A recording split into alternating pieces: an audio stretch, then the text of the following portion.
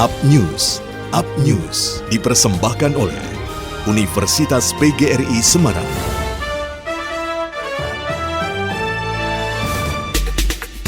Meskipun pemerintah Kota Semarang melakukan kebijakan pengetatan pembatasan kegiatan masyarakat sejak 19 Juni lalu, namun ternyata masih cukup banyak tempat usaha yang melanggar aturan PKM. Hal tersebut dijelaskan oleh Kepala Satpol PP Kota Semarang, Fajar Purwoto. Dia mengatakan bahwa aturan operasional tempat usaha selama masa pengetatan maksimal pukul 8 malam. Namun banyak tempat usaha yang melanggar. Terbukti ada 30 tempat usaha yang terpaksa harus ditutup sementara karena melanggar jam operasional. Menurutnya, ada beragam jenis usaha yang melanggar, mulai dari swalayan, kafe, restoran, tempat karaoke, konter, minimarket, tempat nongkrong, dan lain-lain. Pihak yang menyayangkan masih ada tempat usaha yang melanggar, dan dia berharap tempat usaha bisa memahami kondisi COVID-19 saat ini. Fajar juga mengatakan bahwa petugas Satpol PP telah dibagi dalam 3 tim. Mereka terus melakukan patroli secara rutin untuk membubarkan keramaian dan mengingatkan tempat usaha yang membandel. Justisi protokol kesehatan juga terus dilakukan, terutama di wilayah yang memiliki kasus COVID-19 cukup tinggi.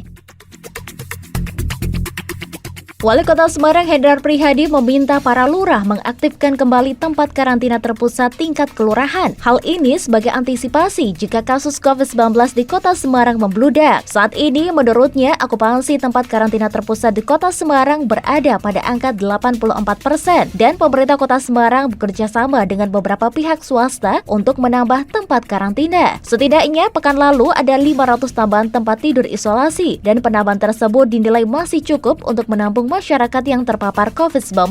Namun, dia mengingatkan kepada para lurah untuk kembali mengaktifkan Kampung Siaga Candi Hebat, karena Kampung Siaga Candi Hebat sudah termasuk paket komplit dalam penanganan COVID-19, di mana di dalamnya termasuk penyediaan tempat karantina terpusat tingkat kelurahan. Hedi mengatakan sudah ada beberapa kelurahan yang menyediakan tempat karantina. Ada yang mengelola rumah kosong sebagai tempat karantina, ada pula yang memanfaatkan balai kelurahan. Dia mempersilahkan agar para lurah untuk berinovasi dalam penanganan COVID-19 ini. Di samping dengan penyediaan tempat karantina, dalam Kampung Siaga Hebat juga terdapat lumbung pangan. Pihaknya mendorong masyarakat agar bergotong royong saling membantu warga yang terdampak COVID-19 dan ini merupakan konsep bergerak bersama dalam penanganan pandemi. Sementara itu, Kepala Dinas Kesehatan Kota Semarang, Moh Abdul Hakam mengatakan adanya tempat isolasi di masing-masing wilayah akan mempermudah monitoring petugas kesehatan terhadap warga yang terpapar.